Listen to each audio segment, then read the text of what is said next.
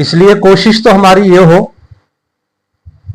کہ قبر کے اوپر، میں تو کہتا ہوں پکی قبر ہی نہ بنائے. گنبد بنانا تو ایک بڑی دور کی بات ہے. اللہ کے نبی صلی اللہ علیہ وسلم نے ایک مرتبہ حضرت علی رضی اللہ عنہ کو بھیجا کہ جو قبر بھی ایک یعنی بالش سے زیادہ ہے، ایک بالش سے زیادہ اس کو گرا مسمار کر دو، برابر کر دو اس کو، اور پھر بڑے بڑے گنبد بنا لینا، پھر ان کو جو ہے نا پوجنا شروع کر دینا جیسے ہمارے ہاں. اور یہ صرف یہ ہمارے ہاں ہی ہے. آپ برے صغیر پاک و ہند سے باہر نکلے، آپ کو یہ چیز کہیں دنیا میں نظر نہیں آئے گی.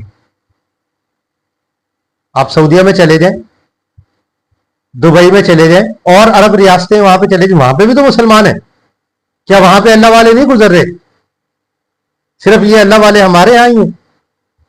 نہیں بھائی، بزرگان دین وہاں پہ بھی ہیں، لیکن وہاں پہ یہ پکی قبر بنانا اور مزار بنانا اور پھر اس کو پوجنا، یہ والا کانسیپٹ وہاں پہ نہیں ہے. یہ صرف ہمارے ہاں ہی ہے.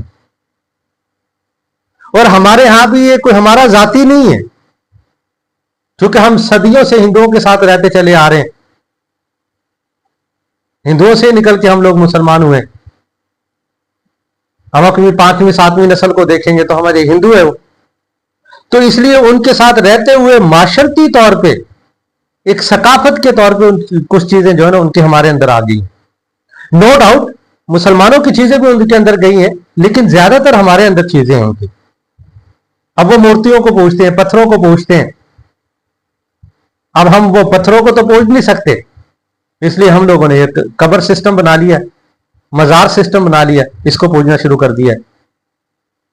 جو ان کے مندروں میں بتوں کے سامنے ہو رہا، وہ ہمارے یہاں بھی تو یہ چیز ہو رہی ہے.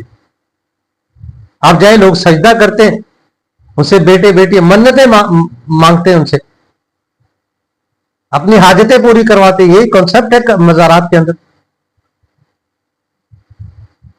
بات آ جاتی ہے حضور نبی کریم صلی اللہ علیہ وسلم کے روزہ اقدس کی، تو آپ صلی اللہ علیہ وسلم کے روزے کے اوپر گنبد نہیں بنا ہوا. سن 1924-25 میں جب سعودی حکومت آئی تو انہوں نے حکم دے دیا کہ قبر کے اوپر گنبد بنانا جائز نہیں ہے. لہذا بخاری شریف کی حدیث ہے اور صحیح حدیث ہے کہ قبر کے اوپر گنبد بنانا جائز نہیں ہے. اس لیے انہوں نے حکم دے دیا جی ڈھا دو سب کو، جو چھوٹے موٹے بنے ہوئے تھے وہ بھی سارے توڑ دیے. اب جب بات آئی گنبد خضرا کی، کیونکہ گنبد خضرا کا تعلق صرف سعودی عرب کے ساتھ نہیں ہے، ساری دنیا کے مسلمانوں سے ہے، اور ساری دنیا کے مسلمان حضور صلی اللہ علیہ وسلم کی ذات کے ساتھ، روزہ اقدس کے ساتھ محبت کرتے ہیں. تو اللہ کے نبی صلی اللہ علیہ وسلم نے دعا کی تھی کہ اللہ میری قبر کو جو ہے نا وہ عبادت گاہ نہ بنا دینا. اس لیے الحمدللہ وہاں پہ ایسی کوئی چیز نہیں ہے، ورنہ حضور صلی اللہ علیہ وسلم کی ذات سے بڑا ولی کون ہے؟ تو ساری دنیا کے علماء گئے، سعودی حکومت نے کہا جی آئے ہمارے ساتھ، ہمارے مفتیان کرام کا مقابلہ کریں، مناظرہ کریں ان سے. قبر کے اوپر گنبد بنانا جائز نہیں ہے، لہذا ہم اس گنبد کو توڑ رہے ہیں. تو برے صغیر پاک و ہند سے بھی 6 لوگ، ایک علماء کا وفد گیا جو 6 لوگوں پر مشتمل تھا. ان میں علامہ شبیر احمد عثمانی رحمۃ اللہ علیہ بھی موجود تھے. کہتے ہیں علماء دیوبند گستاخ رسول ہے. بھئی آج یہ گنبد خضرا باقی ہے تو یہ دیوبندیوں کی وجہ سے باقی ہے، علماء دیوبند کی وجہ سے باقی ہے، ورنہ سعودی حکومت نے تو حکم دے دیا تھا توڑ دو اس کو بھی. ساری دنیا کے علماء وفد کی شکل میں گئے وہاں پہ. سعودی حکومت کی جو ہے نا وہ ماتحت مناظرے ہو رہے تھے، جو بھی دلیل دی جاتی وہ توڑ دی جاتی سعودی عرب کے مفتیوں کی طرف سے. کئی روز تک مطالعے کے بعد، کئی روز سوچ و بچار کے بعد، حدیثوں کو دیکھنے کے بعد، پڑھنے کے بعد، سمجھنے کے بعد بھی کوئی شکل نظر نہیں آ رہی تھی کہ کیسے گنبد خضرا کو باقی رکھا جائے. علامہ شبیر احمد عثمانی رحمۃ اللہ علیہ نے فرمایا کہ میرا اللہ تعالی نے شرح صدر کر دیا ہے. اگلے دن جب مناظرہ ہوا تو حدیث تھی کہ قبر کے اوپر گنبد بنانا جائز نہیں ہے.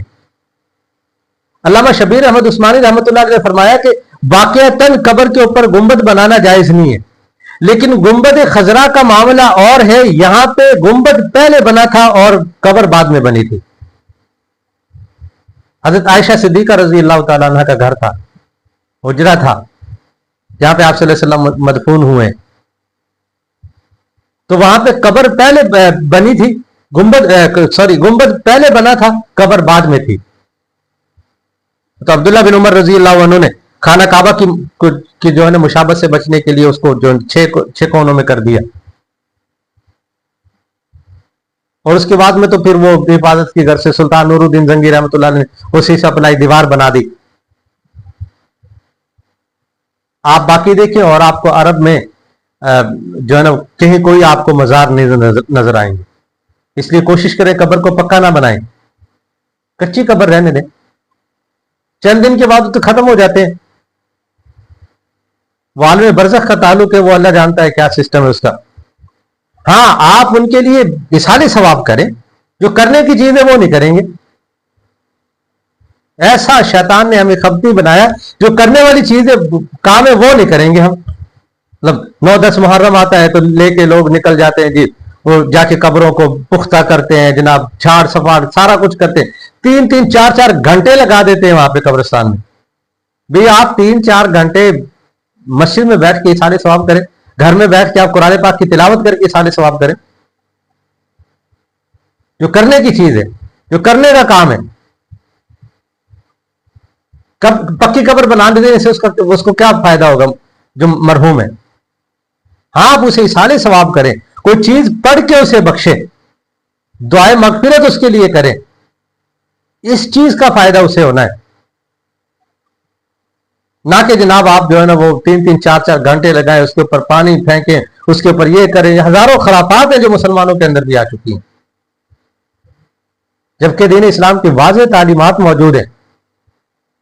ان تعلیمات کے اوپر عمل نہیں کرنا، رسومات کے اوپر عمل کرنا ہے۔